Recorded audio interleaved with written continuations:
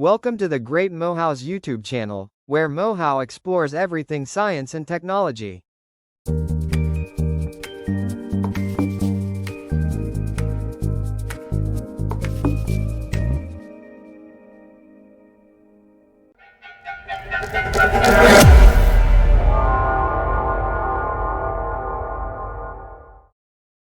Good day, ladies and gentlemen. Welcome back to Tech Talk Weekly with a computer science major. My name is Mohau, also known as the Great Mohau, and I welcome you to my YouTube channel. If you're a new subscriber, a new viewer, I need to say, please, hit the subscribe button. If you're a returning subscriber, thank you very much. Let's reach, 100 subscribers before the end of August, which is my birthday month. Yeah. So, as I mentioned from the previous video, which is the launch video, I said that I might have a guest speaker, which is one of my old friends, right? So I managed to get him, and he's just going to tell us about the transitioning journey from human physiology to computer science. Right now, I'd like to give him the platform to introduce himself and tell us more about himself. Yeah. Hello YouTube, my name is Katlego Tsotetsi and I am a second year computer science student at the University of Pretoria. And I know Mohau because we went to the same high school and we kind of going through the same thing as well. So I think it would be nice for me to share my side of the journey, I think. Oh, yeah. Nah, that's good, man. That's good. It's nice to have you here, man. It's been a while, eh? It has been a while, but Nah, thanks for coming, man. Okay. Mhm. So, I have a few questions, right? Some of the questions I've written down, some of them will just be follow-up questions. This video is just to give whoever is out there who wants to transition from one faculty to computer science, or maybe somebody who needs, some motivation because we are both students, and as you already mentioned, we kind of went through the same thing.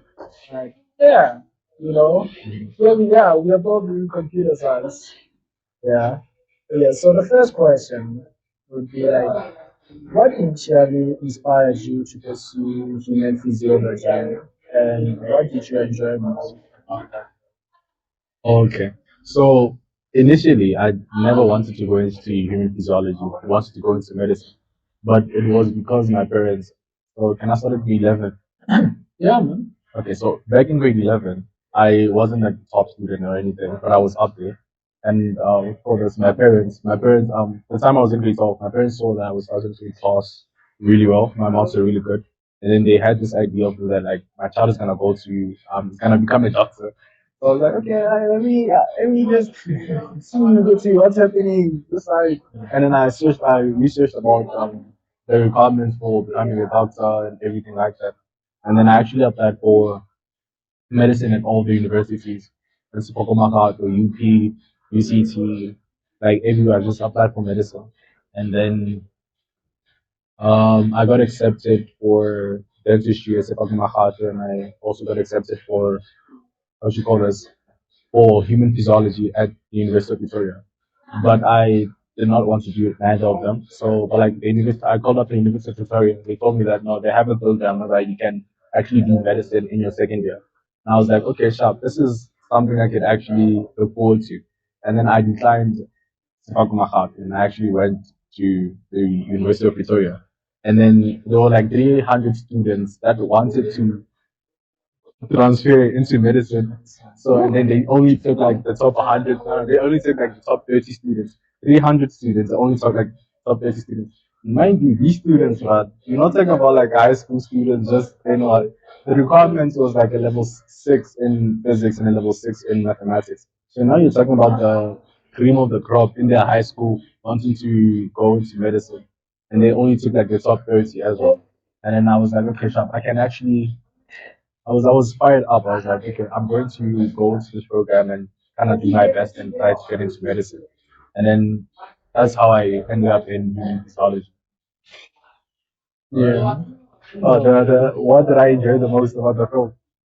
I'd say nothing, bro. Nothing.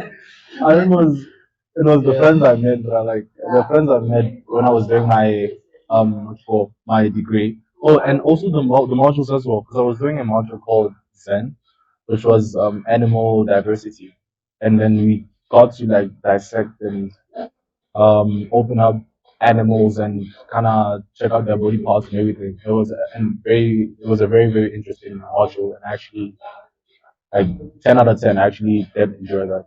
I mean, that was the only thing about the specific course that I remember that I actually liked. Okay. So Zen isn't like ZEN. ZEN.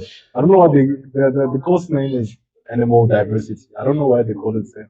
But like it was what it was. Oh, Yeah. No, I hear you, man. Hey, that's quite a journey. Eh? That is indeed quite a journey. So, my question would be: you applied to medicine to right? You got accepted for dentistry with Sefako, and then you thought of declining the acceptance at UP. So, if you declined the acceptance at UP, were you going to take a gap year, or what was going to happen? So initially, okay, my thought process was I want to become a doctor. Because how did I become a doctor? Like for me, I just wanted the title because like the prestige of my son is a doctor. I wanted to give that to my parents. So I was like, okay, sure. I think if I declined if I had to choose one, then I had to go with dentistry. It's because even at UJ I was accepted, but like it wasn't medicine because UJ doesn't have medicine. It was for was I think environmental engineering, and it was also a diploma. So I was like, I didn't want to do it for anything. So if if I declined everything, if there wasn't that opportunity from the University of Pretoria, would eventually had ended up in Sefakumaka studying dentistry. Oh, yeah. Yeah. Yeah. Now, I just want to understand something. You're saying you did not enjoy the film, right? Yeah. The only module that you enjoyed was that. Animal diversity. Yeah. Then Okay. So now, since you're saying if you would have declined the offer at GP, you would have done dentistry. That's if I can imagine. I mean, would you be able to deal with people's teeth on a daily basis? I also don't know, but like Yeah. the only thought process that was going through my mind is I have to become a doctor. That was the only thought process. So I would say, how did I go there? Am I gonna? Because I had no what's this prior experience with doctors. I've never went to Shadowing? job shadowing. I've never went to the hospital to check what doctors do. Only thing I knew was like, okay, the doctor is like a prestigious title someone could have, and I want to have that. And but I did go to the dentistry one time, and I actually did like what they did, which is why I also applied. And then yeah. No, I hear you, man. Yeah. I hear you. Now, can you please describe the movement or experience right, that made you consider switching to computer science? Was it because maybe you didn't like the modules?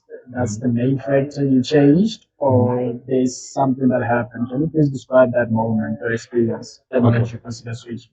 I'll start at the time I was still studying medicine. So human physiology. So during the program, you took medicine modules and what you call human physiology modules, mixed them up at the hopes of finally getting to medicine second semester. But during the first semester, my friend got injured, and then jokingly so, we called the ambulance because he was whining, and then the ambulance actually did show up, and then we were like scared, and then we told him to act like he was actually like very very injured, and the ambulance came, and then we picked him up, we got him into the ambulance, and then we could go. And I was excited because I've never went to the hospital before. Let me actually go to the hospital. Like let me just see what actually happens in the hospital. I got into the ambulance with him. It was around 11 p.m. We went to the hospital. Got to the hospital and then me and my what you call this? Me and my friend actually went to like to the doctor's place and then I kind of asked her a question. asked her some questions, asked her about her profession, when did she get to work, what work does she do, and I showed her my student card, and she said, "Now you can actually stay here with me and kind of work with." Me. And that was the time I actually saw was like medicine wasn't actually for me.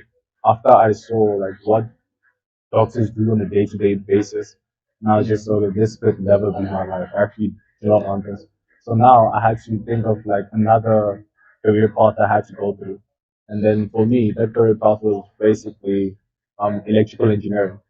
But electrical engineering, I applied to transfer into electrical engineering second semester instead of medicine. And then, but like at UP, but they did not take me for electrical engineering. And then I just took a gap year, and then just to figure out what I actually wanted.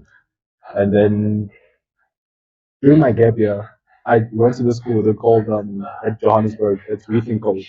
And I went to WeThinkCode for a couple of weeks, and then that's when I learned how to code. I learned a lot about coding and programs and software, and then I kind of like developed a love for software engineering and then AI as well.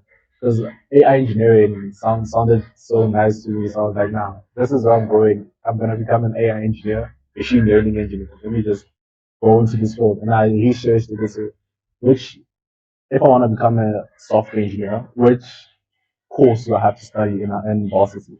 And then the top one course is said computer science. So we're here now. Yeah. Yeah. Yeah, man. Okay.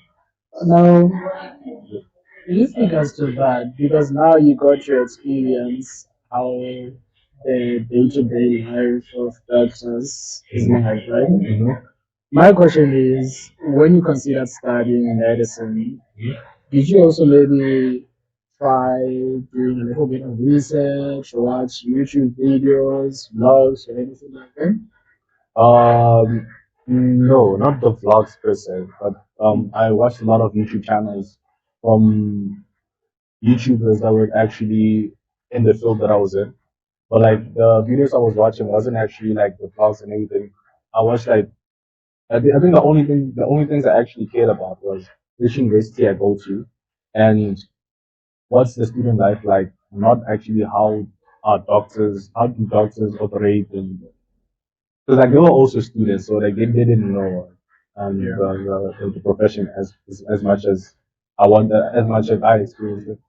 But yeah, that's the type of content I watched was basically them advising you on student life, not actually being a doctor, and them advising you on like the campus, because like how is the campus, how are how's the life around being a student. Yeah. Yeah, because as a high school learner, the only thing you're thinking about is, the Which university, environment. yeah, which university am I going Yeah, to, and the environment as well. It's also yeah. connected. Yes, yes, yes. No, Yeah. that makes sense. That makes sense. But this is something to learn, don't just watch vlogs on like TikTok or anything like that. Watch, informative videos. Watch interviews about, that particular field you want to go into. Mhm. Because if you're just going to watch vlogs, then you'll find people who are actually glorifying their careers. Area, yeah. And yeah, and you don't actually know what their day-to-day lives look like, right? The minute you get into that field, you dislike it. And that's a problem, right? Mm. I don't want to have a doctor who doesn't like his job. Yeah, Like, yeah, that was it. yeah. The children was just supposed to be there. Yeah, Yeah. come on, I get passion. I get what you're saying. Yeah, you're actually passionate about it.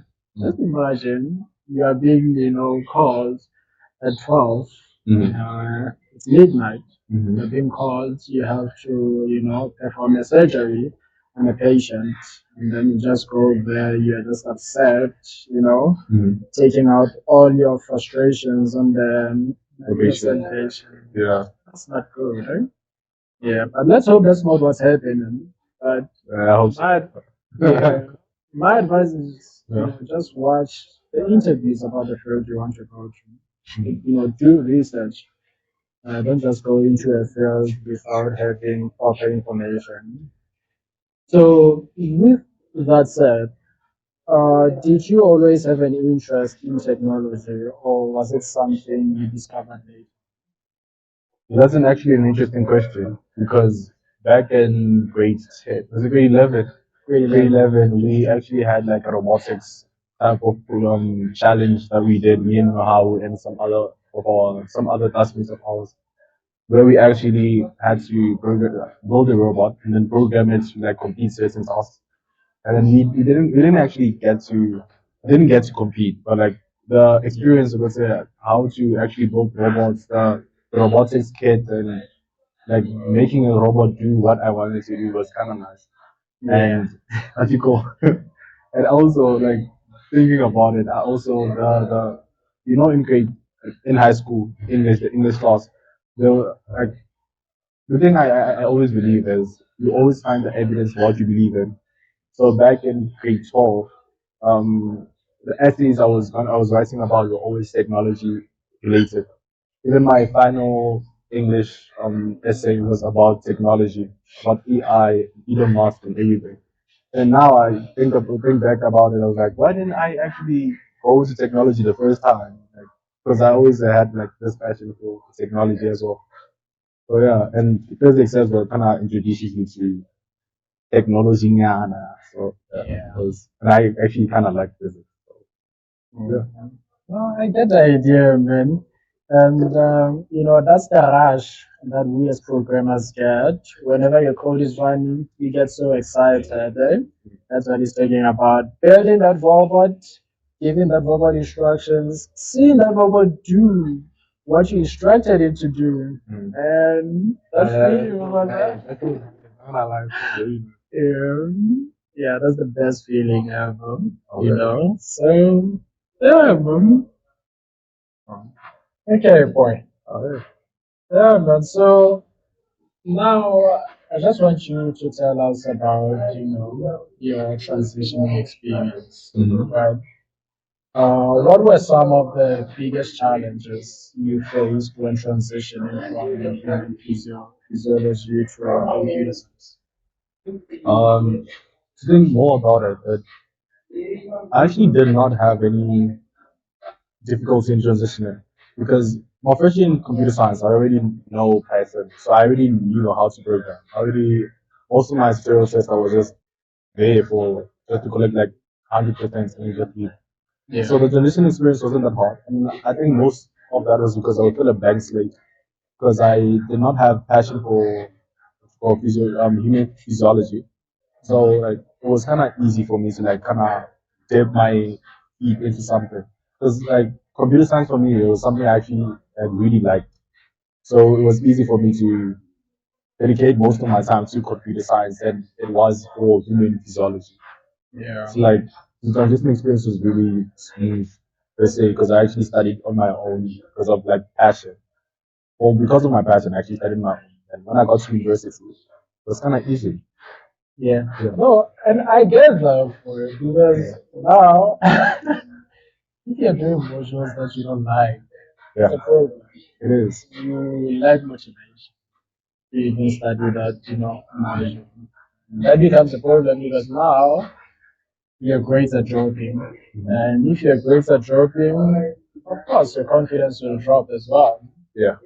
Even if you might be good in computer science, but you're not good with the best, it's a problem. And most of the time, I saw that most institutions, they actually provide computer science with other majors. So it can either be computer science and mathematics, computer science and physics, computer science and chemistry, and so on.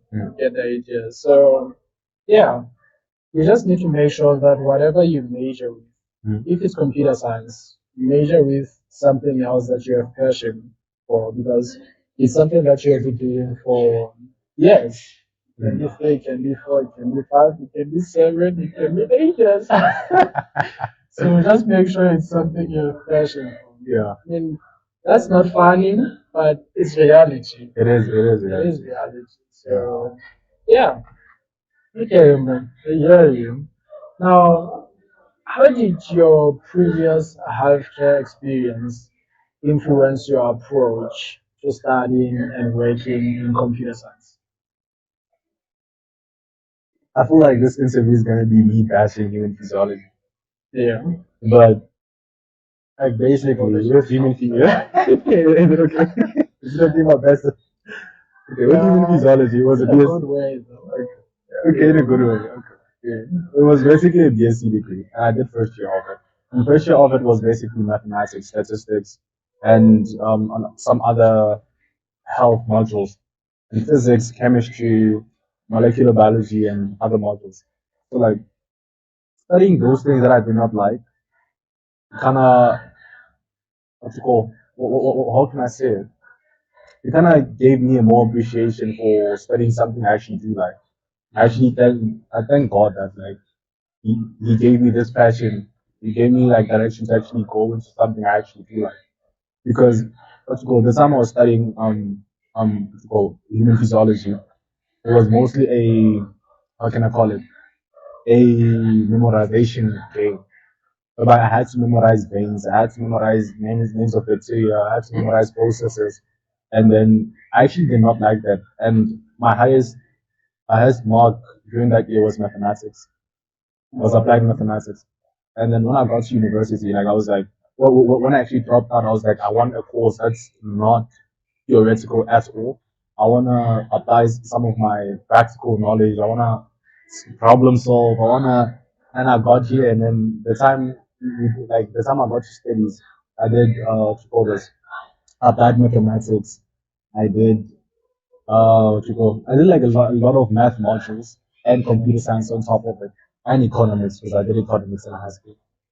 And then for me, that was the perfect blend of theory and practical experience, because I actually had to problem solve and use my skills that I told myself that I had, that I actually did have to like towards my degree. I think that's how it gave me like a more appreciation for solving problems.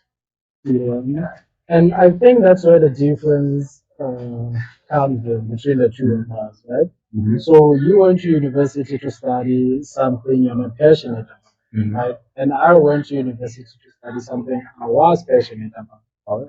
But now, even that's something that I was passionate about, it showed me flames, Yeah. you know. Not physics, but calculus showed me flames. Yeah. You know, so lucky for you, you enjoy mathematics. You also did calculus, I right? did calculus. Yeah, was it level? It was level one. You only did level one, or We do not consider them with like, we do not stage them using levels. I don't know, Yeah. like I did calculus first year, and second year I did calculus. Like now I'm doing probability, and Oh yeah. yeah, I got probability. There's operations research as well. There's I changed my focal area because I was doing general computer science, so that means I could pick and choose any other majors I wanted. So I also picked geological.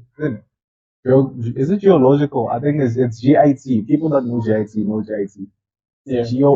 Information technology. So it was kind of like making maps, finding out how satellites work, and I also picked music as a side.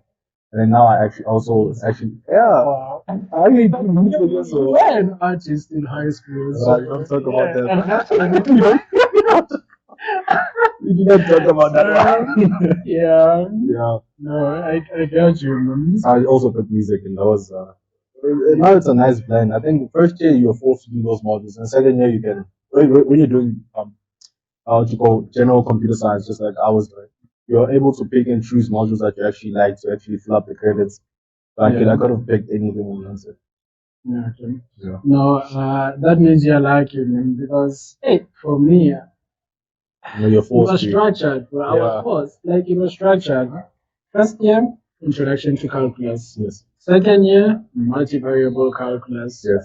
Third year, well, real analysis. Wow. Yeah, I can imagine. Yeah. No, I had to run over it. Mhm. I definitely had to run over. So yeah, no. Yeah.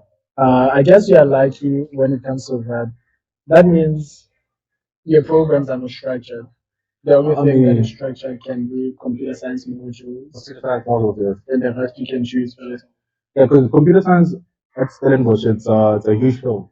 So Yeah. there are different focal areas. So most people go into like GIT, which is the one I'm actually doing. And most people go into data science. Most people go into general, which is also what you call my program is it's general computer science. So that means I do not have any focal area. And for that reason, most people are unlucky, bro. They pick computer systems and then they actually are forced to actually do like engineering modules throughout engineering, math, engineering, design, and like bro, like I think it's how you actually choose your course. For me, I chose general because I wasn't, even if I fail one module, I can just pick another module. That's not that one module to actually make up for the credits. And I can actually graduate with a comp-sci degree. Yeah. That was a nice day by me. But like computer science, the modules computer science, I actually have to pass it. Those are complementary throughout because I want to graduate the computer science degree. Yeah. But with the other modules, you can choose. Okay. Because as at UFS, bro, even if you go to the whole book, no? Mhm. So as I said, you can either major with computer science and business management, computer science and mathematics, computer science and chemistry, computer science and physics. So whichever you choose, Mhm. it's structured. You cannot say I'm majoring with computer science and physics, and then you want to add business management module on top of or maybe to complete the credits that you're supposed to have at the end of the year. Maybe if you talk to the faculty administrator or the program director, maybe there can be exceptions, but one thing I know is that they are structured. Even at NWU, our programs are structured. And that's bad. Eh? Yeah, it is bad. They should be more flexible. Give us some, flexibility, some freedom, because I would have liked to do some music, But I mean, or maybe some graphic design. I'm a content creator. Come on. Yeah, you could have picked something more aligned to what you actually do. Yeah, Actually feel yeah, okay. So now, did you experience any doubts or imposter syndrome, which is, what we go through all the time as programmers during the transition? And if that is the case, how did you overcome them? I'll say no. I actually did not. I was actually the one helping people how to program during those tutorials because tutorials were so easy. And like they basically just gave you a pattern and they say, take use Python to actually code the exact same pattern. And for me, like it kind of took like 2 minutes, and then the tutorial was like an hour long. So people were actually struggling with that. I was like, bro, let me show you. Like I think now I actually do now, like now because we moved on to, I think the first year of computer science is like the weeding out of people. It's like there's a lot of us, and then you just take you. This one that's salad, this one that's salad, this one changed, this one dropped out. And second year now you get like everyone is actually good at programming. And now it's like if everyone is good at programming, what are you the star of? And that was my identity was kind of crushed at that point because it was like because like rather we should I was very proficient in Python as well, and then we switched the language to Java. And then when we switched the language to Java, now I was the one asking questions. But I wouldn't say I felt like an imposter. I would say I did not have experience. I lacked experience in Java. In applying certain object-oriented programming principles was the specific problems that we had. But like, yeah, that's basically it. Okay. Now I get you. So what I'm hearing is that on your first year, the programming language that you did is Python. Yeah, Then second year you focused on Java. Java. Yes. Okay. So then Java next semester is gonna be C and assembly as well. So we're changing from Java to C and assembly, which is something I also don't do. Yeah. Well, you have to adjust. I have to adjust. Yeah, there's no other way. Yeah, because now even at NWU, first year it was Python, second year it was C++, and then third year it was Java. So I was supposed to do Java on my third and fourth year. Probably I would have done other programming languages, But now at UFS, first year it's still C sharp. Next year it's still going to be C sharp, but it's C sharp with other programming languages. So C sharp is the prescribed programming language. I'm assuming even at Stellenbosch, Java is prescribed, but you just add on top of Java. You add other We programming. leave Java in second year actually. We're gonna just gonna do Java for like one semester. Oh man. Yeah, and then I don't know what next year holds, but I'm sure that we're not gonna do Java next year. Yeah, but do you think it might be? Yeah, I think it's yeah, and some other programming languages as well. But like, I think C and assembly we're gonna continue with C and assembly because Yeah. like I have a lot of I have a lot of programming classes in third year. So like most of my third year modules are going to be computer science modules.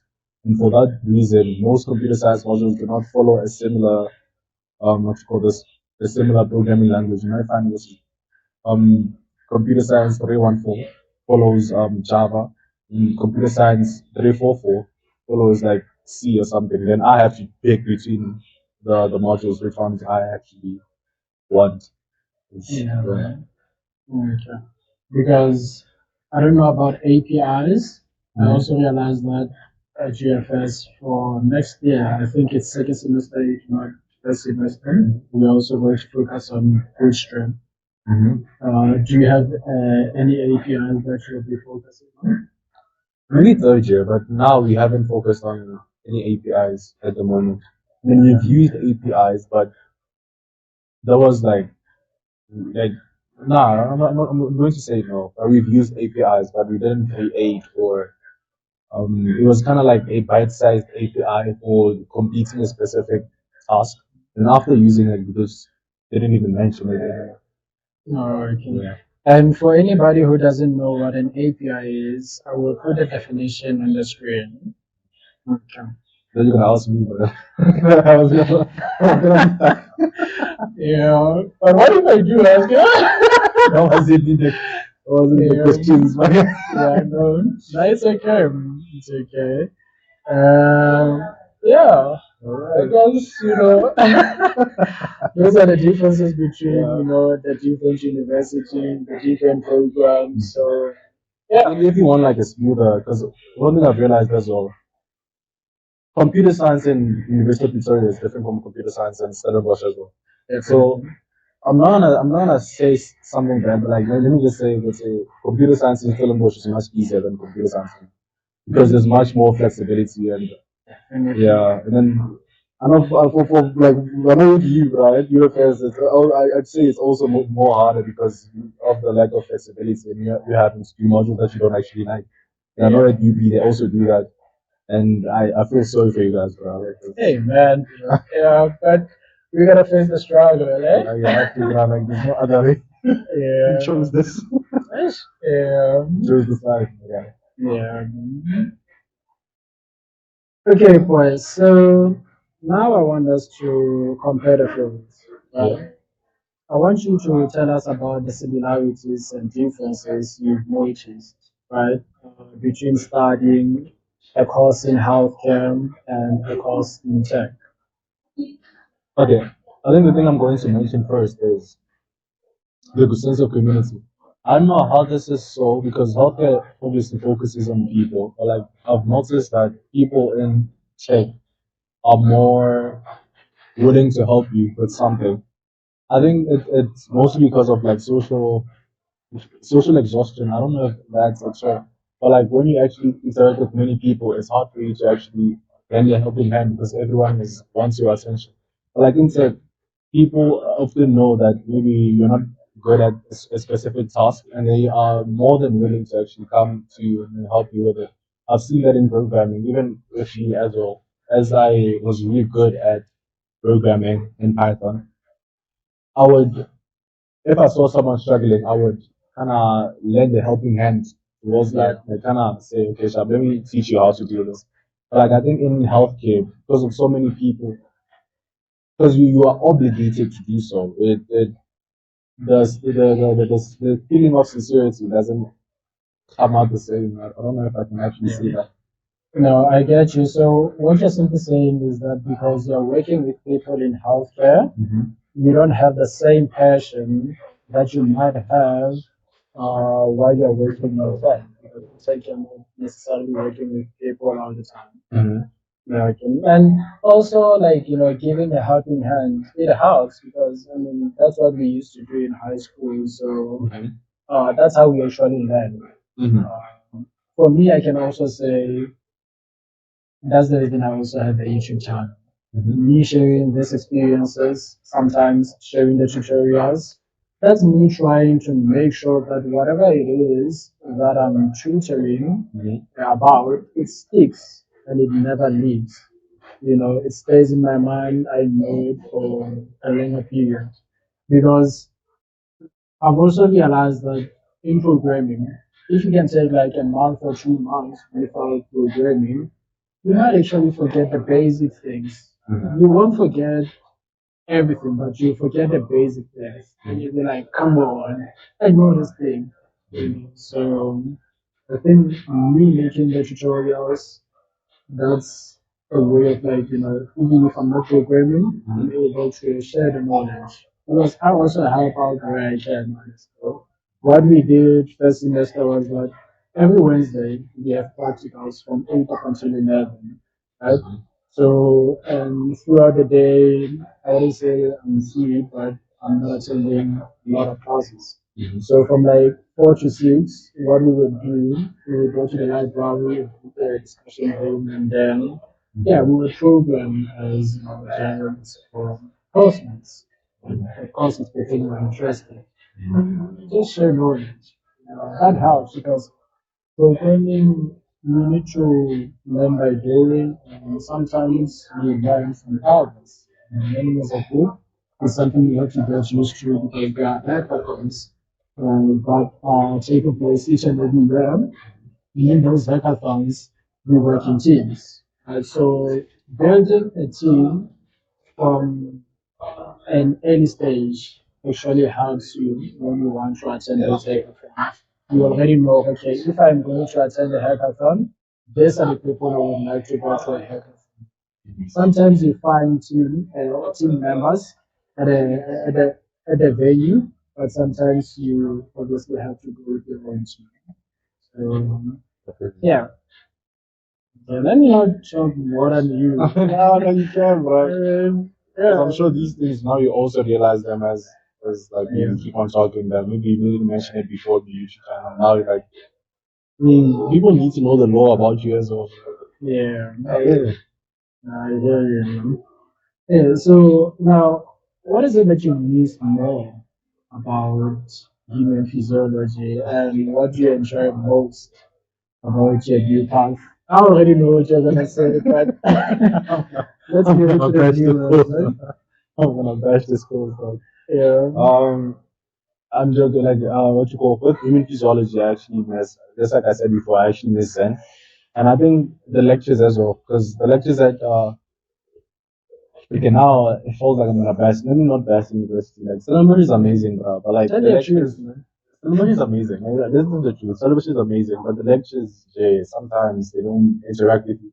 And I felt like in UP, we were a lot, but some courses, like some classes, we weren't like a lot. There were some classes where we were like, okay, sharp, now it's an overflow, 300 students in a single class. And there were some classes like now it's like 20 students in a single class.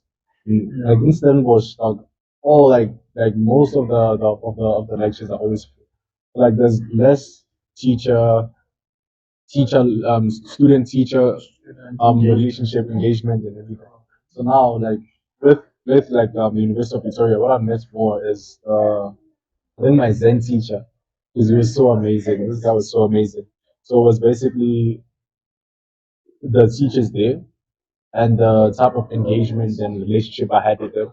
And then yeah, when I got to studies, I actually don't have that. But I think I can't blame the teachers as well because there's a lot of us. You can have a relationship with every student as well. So, yeah.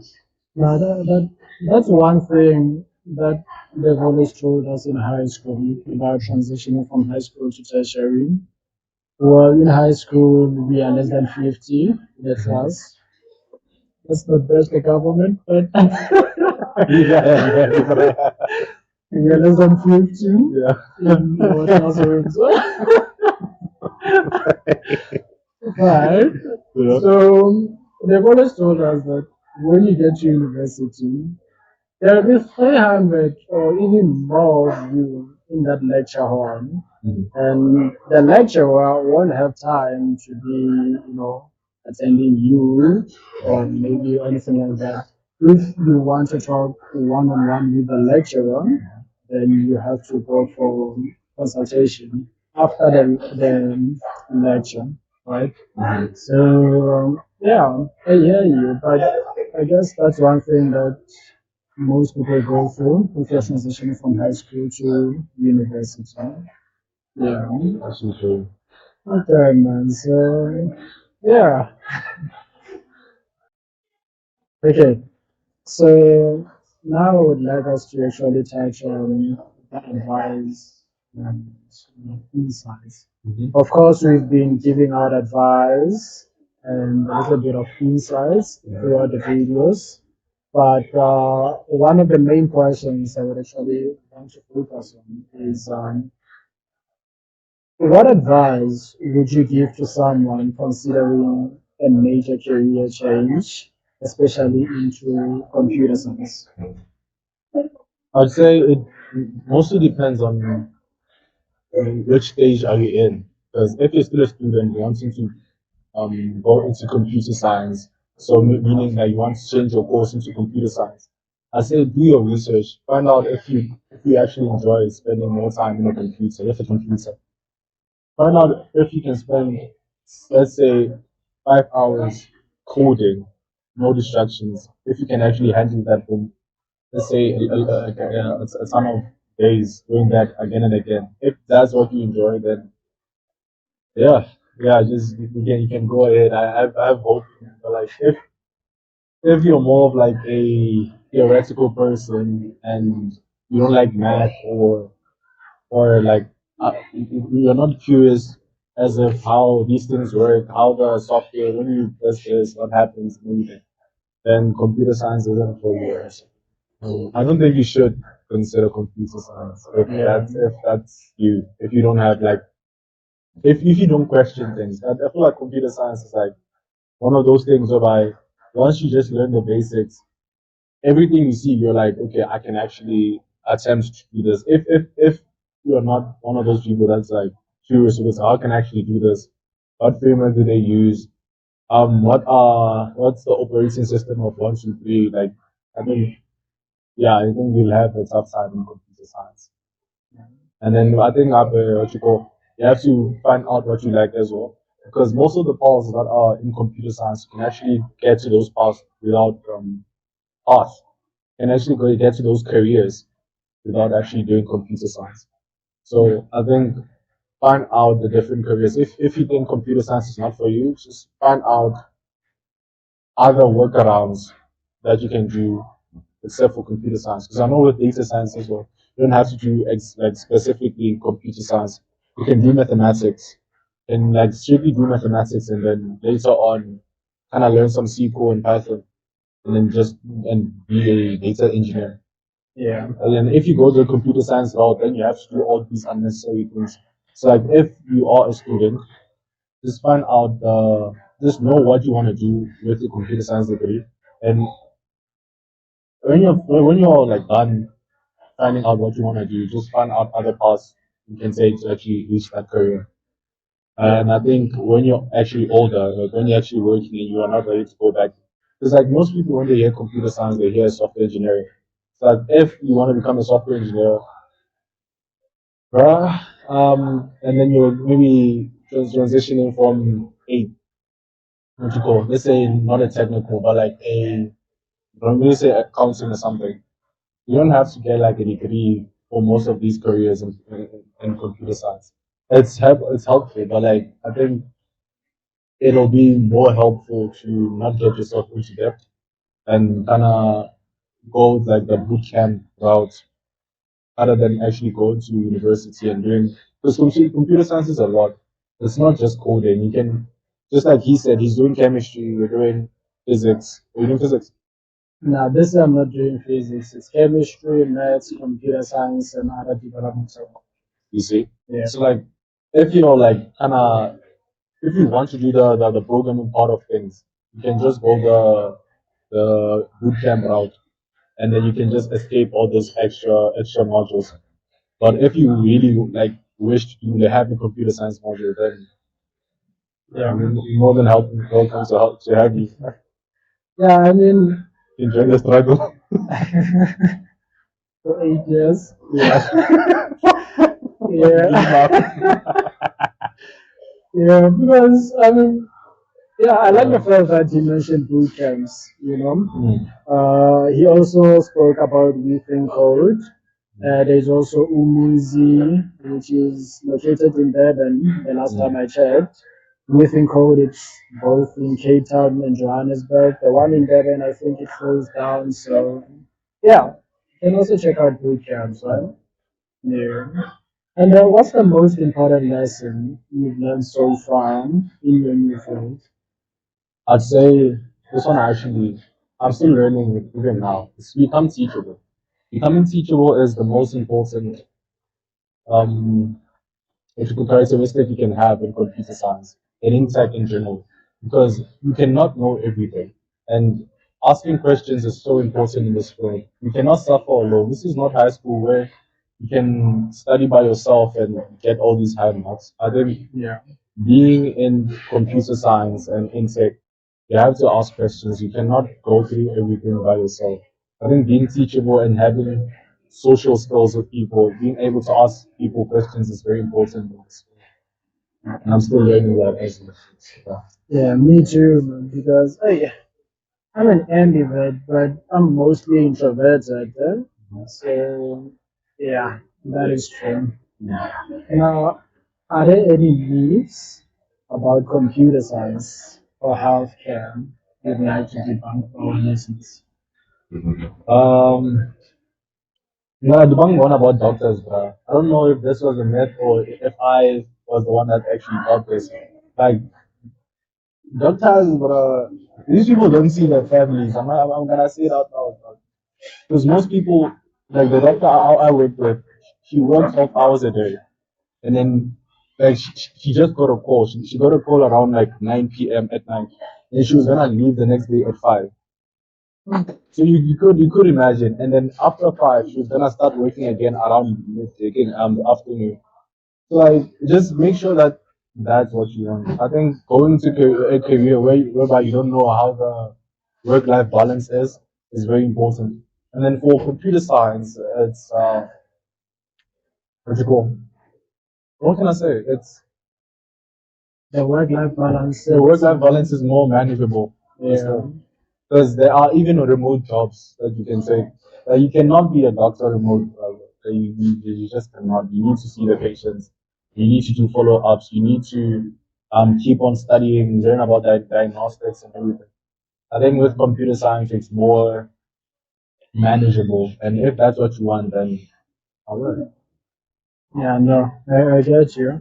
But also on that point, from the research I did a few years ago when I was reconsidering medicine, basically what happens is that there are doctors that are on call and there are doctors that are not on call. So if you're on call, you and your family need to know that you can be called at the At any time. hospital at any time. Yeah.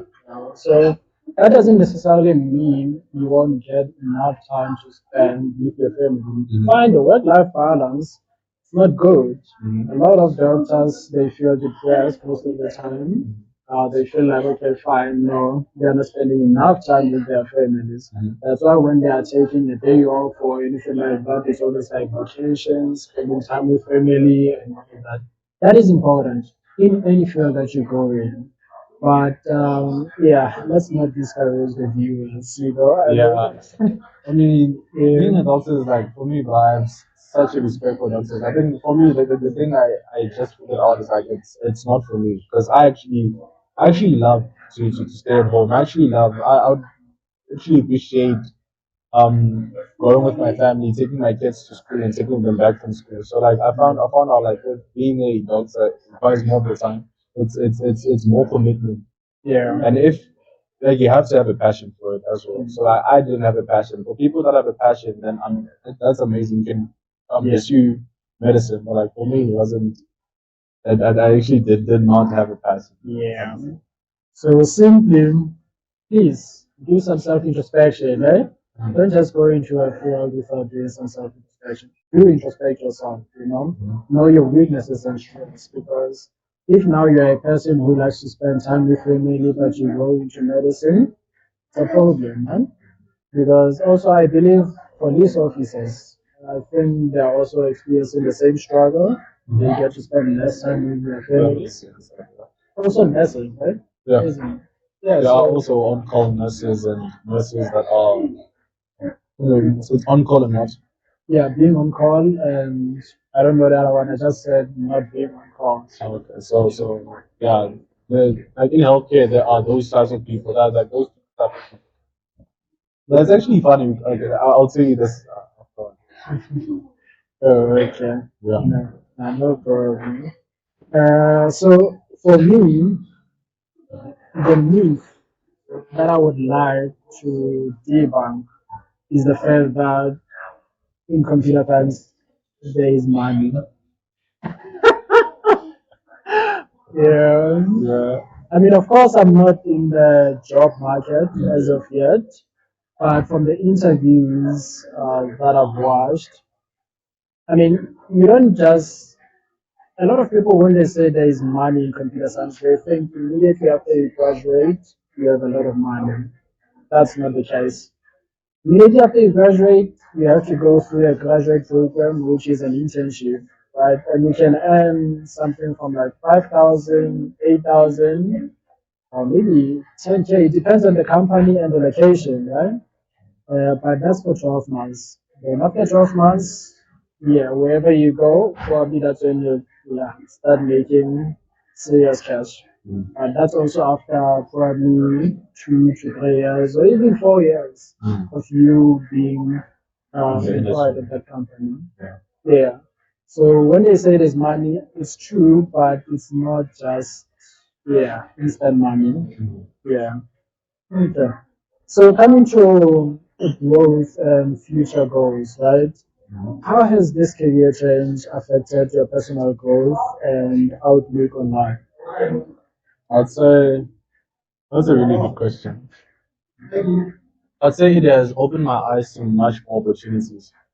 It has forced me to look outside the box because like throughout my life, I always thought of this like a job is this, a job is me waking up at 5 and going to work and coming back, being tired, and then after 5, it's like 9 to 5, 9 to 5. After 5, just me doing what I want, and then afterwards, I found out like I can have much more of an impact on the company. I found this like the work that I'm doing now will be is not just to get a job, it's to create like an actual impact. And knowing that I have the power to create an actual impact, to actually build something, people will look at it and say, "Wow, like this is actually amazing." That has kind of also built my confidence in a sense, and like changed my outlook in life. So like That's the rush I was talking about, when you see the output of your creation. And yeah. And then do you see yourself combining your healthcare background with computer science in the future? Or health tech or medical software? no. Uh, I mean, you just said you'd like to make a difference. not in healthcare, but Okay, yeah. I'm joking. Like I'm actually joking. I think the career I'm actually focusing on right now is for cybersecurity. And in cybersecurity, I found out that health people in healthcare get a lot of phishing attacks, and I'd like and then like the personal information. Okay, let me just explain what phishing is. Phishing is basically when someone like makes an email that looks exactly like someone you trust. Like let's say I'm expecting an email from you, and someone creates an email pretending to be you and asks for certain information. And I actually give them information except for you. That's actually phishing. Me, it's someone taking information from a company or hacking into a company using email. Yeah. So basically, I found also like those people in healthcare are not that technologically Advanced.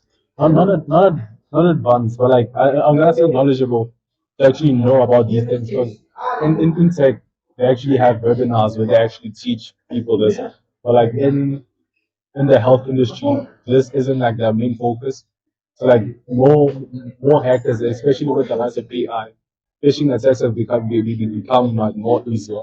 So more people become like start to fall victim of these attacks. So I'd like to like maybe create like a software or like a like let me just say a software for now because the software is something I'm thinking about now.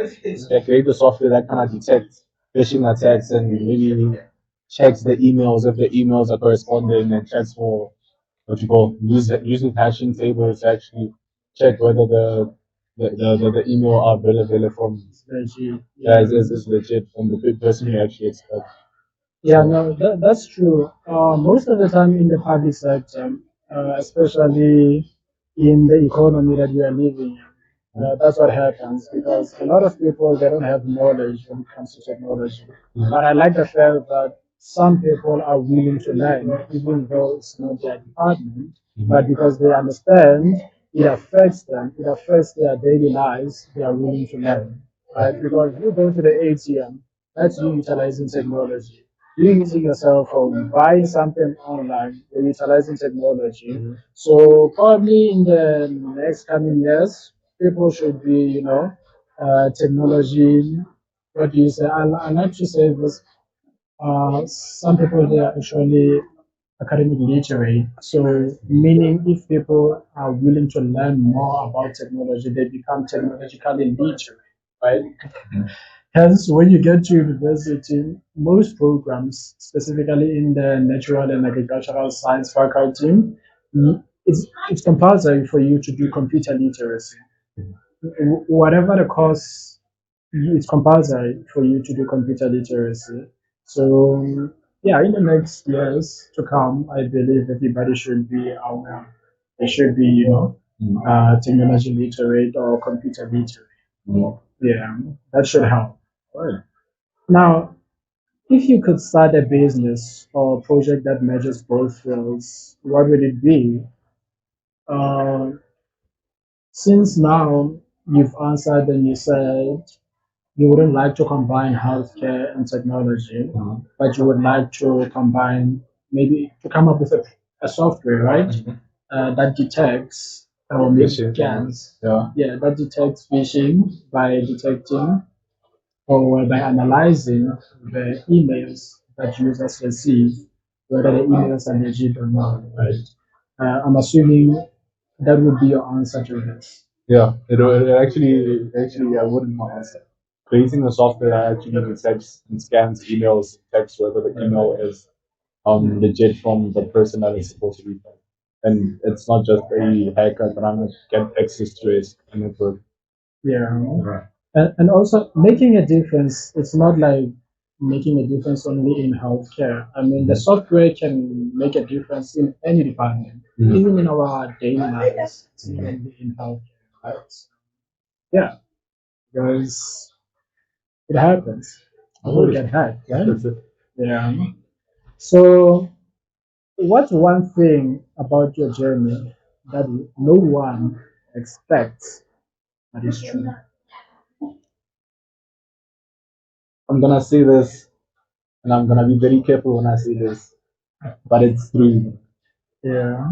But computer science is just a glorified math degree. I'm gonna put it out there.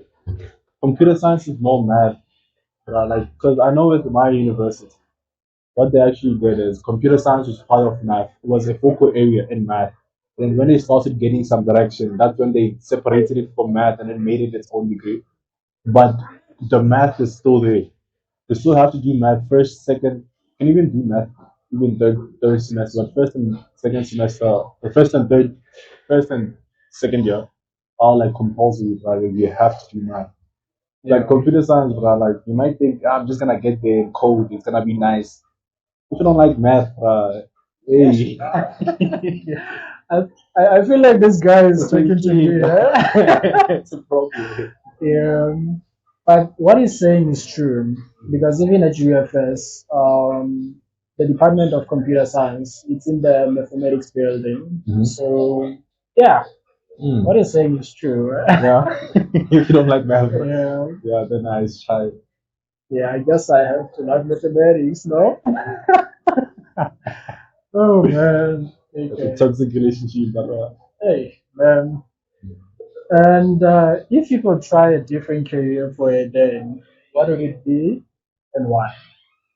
I try not to think about it that much. But I actually have such a passion for actual science. Sure, science. Yeah, Yeah. like I think being an actuary for a day, seeing what they do, because I think I love the prestige of it. And then now I've gotten an idea of what they actually do. They use mathematics to analyze like, and Yeah. predict what's going to happen in the future with for organizations. And then that seems so interesting, but at the same time, it's so much work, and I'm not sure whether like it's so much work, bro. And I'm not sure if it's something someone should go into if they are not passionate about it. And I don't have passion for it. So not even. Yeah. Yeah. Also, not if they are not passionate about mathematics. Yeah. If they are not passionate about the field. About like because it's not just mathematics. It's using math, yes, but like you have to also learn about accounting. You have to learn Yeah. about economics and like being a quant in general. Like you have to learn about those types of things. So I've checked it out a bunch of times, but and I love the sound of it. I love um what they do, but at the same time, I don't think I have a passion for it. No, No, I get you. yeah, Because I mean, you're sitting there in the office doing calculations throughout, yeah. and then And they get paid, but for me, it's less about passion, it's more about whether this thing is gonna be relevant in the next 10 years. And for what you call and for the past 10 years, actual science has been like really booming, and I think it's only gonna go up, and they're gonna be like a much more need for actuaries in the future. So if you have a passion for actual science, I say go for it. yeah. And I also had something when it comes to actuarial science. No? I heard that they can also estimate uh, your death when somebody's actually going to die. To that, yeah, Yeah, but I mean, it's an estimation, right? yeah. Because they work for organizations, different organizations. So I heard that it was from a podcast, I think. Mhm. Yeah, podcast and chill, I think that was it. I'm not sure how true that is. That's when McG and Saul they were actually talking about this application that can estimate your time of death. Mhm. And bro, you know the movie Countdown. Yeah, they come down Man, and all like, yeah. After they spoke about that application, Mhm. I went directly to Google. Mhm. I tried to search for it, bro. I'm trying to determine when. like that, Yeah, anxiety, but, bro. yeah, but there's just a lot of information that they require, and I wasn't willing to do, that information. So yeah, it's really fascinating. Yeah. So, what's your favorite productivity hack or study tip as a computer science major? Okay, this worked in first year, but second year doesn't work, so I'm gonna switch it up. Hmm. First year, I would say like vibe coding, just creating like random software, just solving lead code questions for fun. It's actually there's just maybe like wearing some headsets and playing some music whilst you're at it. Like Yeah. doing something you know that you can do and having fun while doing it. It's amazing. But like you know that point where like we're coding and everything is running smooth, and then you run into like a specific questions and you pause your music and you're like, okay, let me log in. Yeah. Yeah, I think for me that's been my go-to. Actually focusing on one thing, and then like what like focusing on like programming whilst like playing music. Like when there's like actually okay now I'm actually stuck. Pause the music and then just focus on the one thing. Grab a piece of paper. And just yeah. Yeah. And also coming to that, talking about music, don't just listen to any music.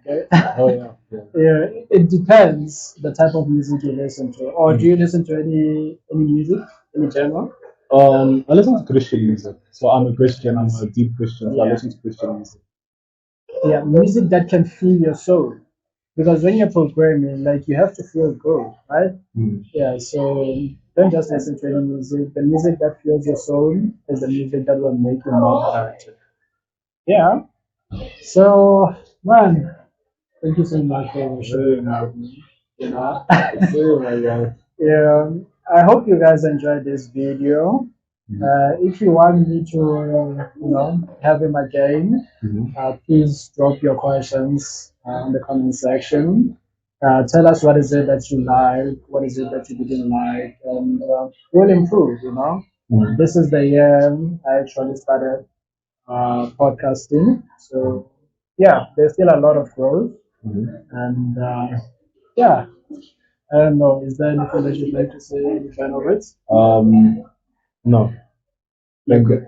I'm good. I'm good. I'm just gonna tell them that like just make sure you have a passion for what you're doing and always pray to God, ask him for like what you call just ask him for the strength to actually do what you're doing because like computer science is not easy and going through when your code doesn't work at 3 a.m. It's kind of hard. So you need to have like an anchor of like something you actually like something bigger than you to actually ask for strength. So make sure that you have that. Make sure that you ask God for strength and yeah, just and don't have ask anything.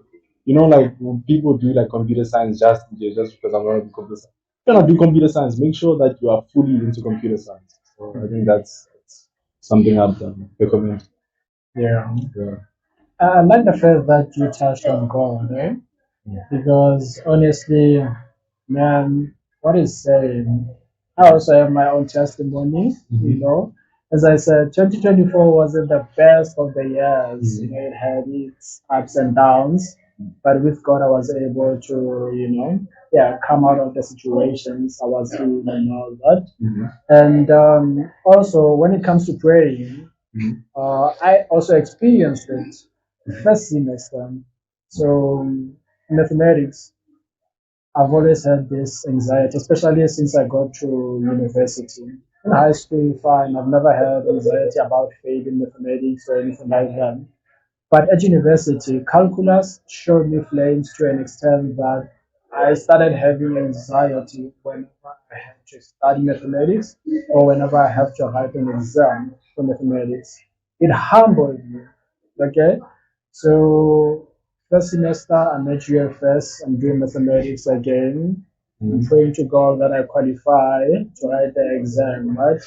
And in the name of, Almighty, I did qualify, but now that was only one step. There was another step to take. You do qualify to write the exam. Now you have to pass the exam. I also had to pray. I had a schedule, but what I did, I was able to complete 14 chapters in 5 days. Holding chapters is a lot, 14 bruh. chapters. Why, how did you even get to the situation when you had to complete 14 chapters Yeah. in 5 days? Or did you let the work slide or No, the work I've already done it, but the anxiety, I just wanted to pass it so bad that I wanted to cover every single thing. oh I see. So those were the chapters we covered throughout the semester. Yeah. So in 5 days, I had to prepare for the exam, which was next week, right? So I had this schedule planner on my application. I would do like 3 chapters in a day, and within those chapters, prayer was there. That's why I'm saying if God is there, everything will be okay. Right. Prayer was there, bro. Prayer was there, bro. And I'm like the discipline It's supposed to be that you cannot just say I'm gonna pray and then everything will be fine. No, you have to be disciplined. You have to pray, right? Yeah. So yeah, I was disciplined enough and I was praying, right? So 3 chapters in a day, that's just a vision, bro. Because I've covered the chapters for the semester, so in 5 days, that is just a vision. So don't feel like I'm exaggerating when I'm saying 14 chapters in 5 days. I was just doing the vision. Yeah. But the main point is that include God in everything, as he said, right? So, yeah, but also have the discipline if you have a schedule planner. I didn't believe in, planning or timetables and all that. I would just study anytime I wanted to study, whatever it is that I wanted to study. But last year I also attended, went to a CTL session, which is the Center for Teaching and Learning at Northwest University. And even though it's something I knew, they encouraged me to do it. So yeah, I thought about it, I did it, and yeah, I guess I was a little bit scared of being disciplined. Yeah. It paid off. I passed the exam. Like just imagine if I didn't pass the exam, I wouldn't be able to continue second semester. Yeah, that would have been awful, but It would be bad. That's how strict UFS is. How strict is Stellenbosch University? not strict at all, bro. For us, you don't have exam assignments where you have to qualify for exams. But like we don't even have exams, so we just have 2 tests for every module. Call it an A1 and an A2. Then for both A1 and A2, you just have to get above 50. Yeah. And So that's you, it. so you don't have to qualify. No, there's no. I know for UP we did have to qualify, but like here, Yeah. like it's chilling, bro. Like I can get like 80% on the A1, and I'll be like ish, and then I get 70% for the A2, and I'm fine. In the short term. No sorts. Yeah. And I also have that UP is as strict as UFS. Oh, but You guys are Yeah. struggling. Man. I'm not chilling. seems like I might change to start on board. But no, I can like keep on changing these situations, Yeah, otherwise we're not famous. So, yeah. Thank you once again for tuning in. Please, put the thumbs in if you like the video. Subscribe to the channel if you'd like more content like this. And as I said, if you have questions, put them in the comment section. And yeah, either it's constructive criticism, I would really appreciate it. As I said, this year it's the year that I actually started podcasting, and I'm new in the space, right? Yeah, Oh, yeah. you're good. For sure, man. Peace out, gents and ladies. Ciao. Brought to you by Royal Mercy Institute.